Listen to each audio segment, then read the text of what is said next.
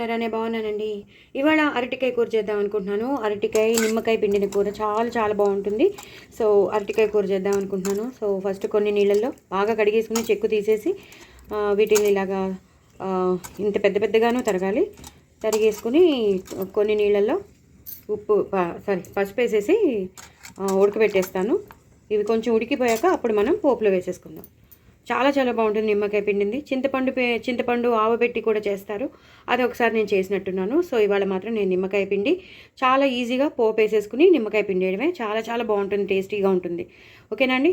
So పోపు వేసేటప్పుడు మళ్ళీ మీకు చూపిస్తాను. చూసారు కదండి, అరటికాయలు అయితే ఉడికిపోయాయి. నిమ్మకాయ పిండిన కూర చేద్దాం అనుకుంటున్నాను కదా. సో దానికి మాత్రం అల్లం పచ్చిమిర్చి గ్రైండ్ చేసి పెట్టుకుంటాను పేస్ట్.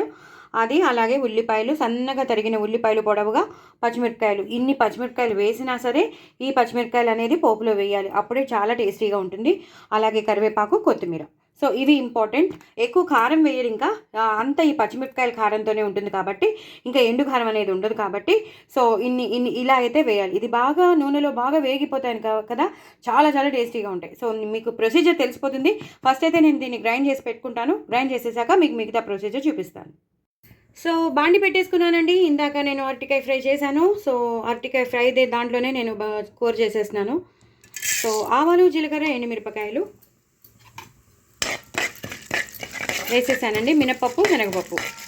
పోపు మాత్రం కొంచెం ఎక్కువ వేసుకోవాలి దీనికి, ఎందుకంటే మనం చేసేది కూర కాబట్టి, నిమ్మకాయ పిండిన కూర కాబట్టి కొంచెం పోపు ఉంటేనే కట్ అంటేనే బాగుంటుంది. ఇంట్లో వాళ్ళకి నచ్చకపోయినా సరే కొన్ని మాత్రం సిస్టమేటిక్గా చేస్తేనే బాగుంటుంది కదా.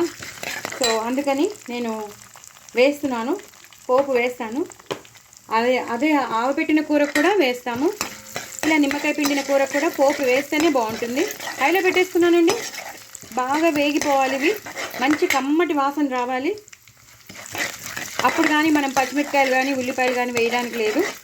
ఇందాక నేను మన అరటికాయ ఫ్రై చేశాను.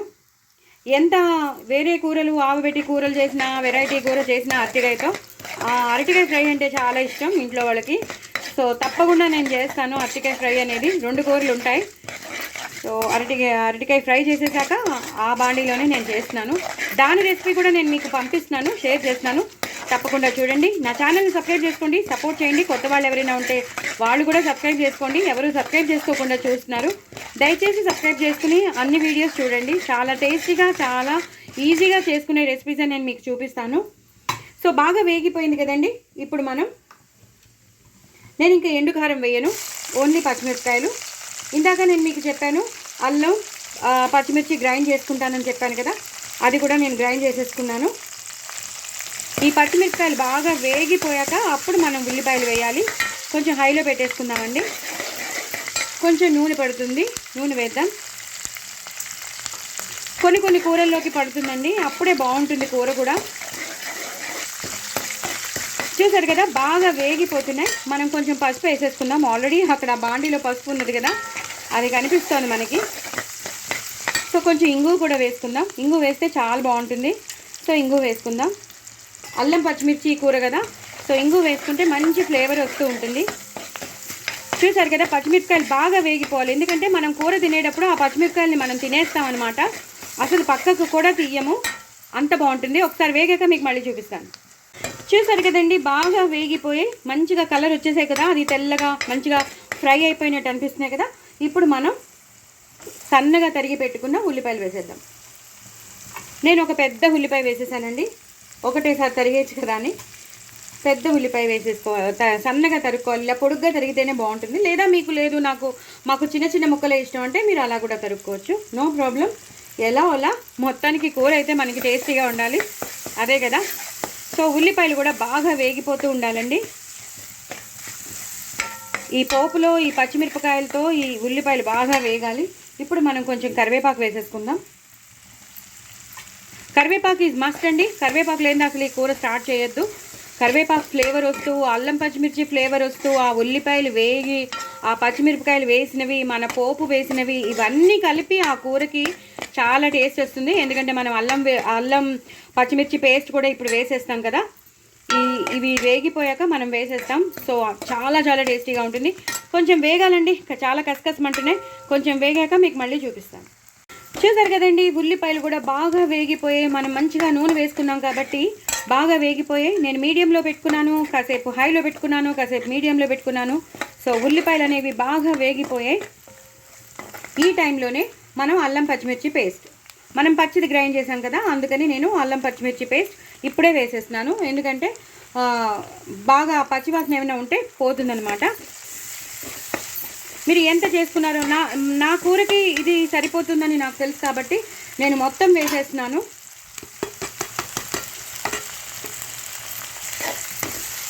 వేసేసి ఇలా కలిపేసుకోవాలండి. బాగా వేగిపోవాలి ఈ ఉల్లిపాయలు. ఈ పోపు దినుసుల్లో మన ఇది అల్లం పచ్చిమిర్చి పేస్ట్ బాగా వేగిపోవాలి. మనకి అల్లం వెల్లుల్లి పేస్ట్ బాగా అలవాటు అయిపోయి మనం అల్లం పచ్చిమిర్చి పేస్ట్ అనాలంటే కూడా కొంచెం ఇబ్బందిగా ఉంటుంది కదా, మనకి అదే వస్తూ ఉంటుంది. సో ఈ ఉల్లిపాయలతో పాటు, ఈ పచ్చిమిరపకాయలతో పాటు, ఈ పోపుతో పాటు ఈ అల్లం పచ్చిమిర్చి పేస్ట్ అనేది బాగా వేగిపోవాలి. దాని పచ్చివాసన అంతా పోవాలి. కొంచెం ఇలా ఇలా అనేస్తే ఏమవుతుందంటే మొత్తం అంతా స్ప్రెడ్ అయ్యి మొత్తం ఆ వాసన అంతా, ఆ పచ్చివాసన అంతా పోయి మంచిగా వేగుతుంది. ఇప్పుడు గుమగుమలాడే మంచి వాసన వస్తుంది, సూపర్బ్ వాసన వస్తుందండి. వేగిపోయింది కదా. ఇప్పుడు మనం ఏం చేస్తామంటే ఉడకబెట్టుకున్న అరటికాయ ముక్కలు ఉన్నాయి కదా, దాన్ని కొంచెం మ్యాష్ చేసి పెట్టుకున్నాను. అలా ముక్కలు ముక్కలుగానే ఉండాలండి, మరీ ముద్దయిపోకూడదు. తింటుంటే ముక్కలు రావాలన్నమాట. ఆ వాటర్ కూడా వేసేసాను. దీంతోనే ఇలా అనాలి తప్ప మనం మ్యాష్ చేసేయకూడదు. అది కూర అవుతున్న కొద్దీ అవుతూ ఉంటుంది, మ్యాష్ అవుతూ ఉంటుంది అనమాట. కానీ ముక్కలు ముక్కలుగానే ఉండాలి కూర మాత్రం. కొంచెం పసుపు వేద్దాం. అలాగే ఇందాక నేను చేసి పెట్టుకున్న అల్లం పచ్చిమిర్చి పేస్ట్ వాటర్ ఉంటుంది కదా, అది కూడా వేసేద్దాం. సో ఇప్పుడు దీన్ని కొంచెం సేపు ఉడకాలండి. ఈ పేస్ట్, అల్లం పచ్చిమిర్చి పేస్ట్ వేసాం కదా, దాంతోపాటు ఈ ఉల్లిపాయలతో పాటు ఈ కూర బాగా ఉడకాలి. ఉడికాక మీకు మళ్ళీ చూపిస్తాను. ఇలా చూసారు కదండి, కూర అంతా బాగా ఉడుకుతుంది. ఇలాగా మనం మ్యాష్ చేసుకోవాలి, మరీ ఎక్కువ కాకుండా జస్ట్ ఇలా బీటప్ అయినా చేసుకోవాలి.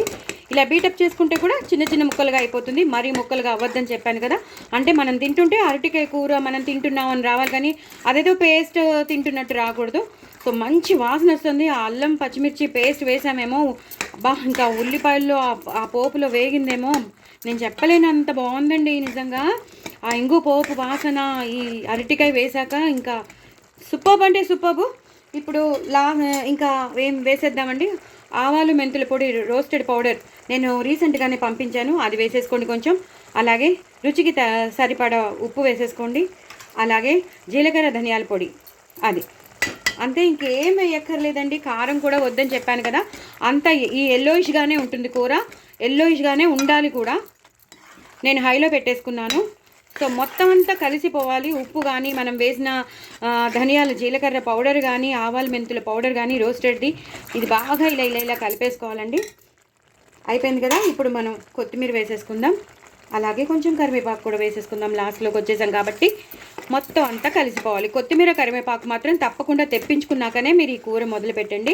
ఇది ఇంకా దగ్గరికి వచ్చేస్తుంది. ఈ కన్సిస్టెన్సీలో బంద్ చేస్తేనే మీకు తినేటట్టు వస్తుందన్నమాట. కరెక్ట్గా ఉంది కూర మాత్రం. ఇప్పుడు ఈ కన్సిస్టెన్సీ చాలా చాలా టేస్టీగా ఉంటుంది. చపాతీలోకి బాగుంటుంది, పుల్కాలో అన్నంలోకి అయితే బెస్ట్ ఆప్షన్ అని చెప్తాను. అన్నంలోకి ఇది పాతకాలపు వంట.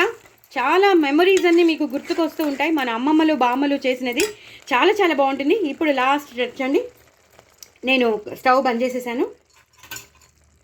స్టవ్ బంద్ చేసేసాక మీరు నిమ్మకాయ పిండేసుకోవాలి.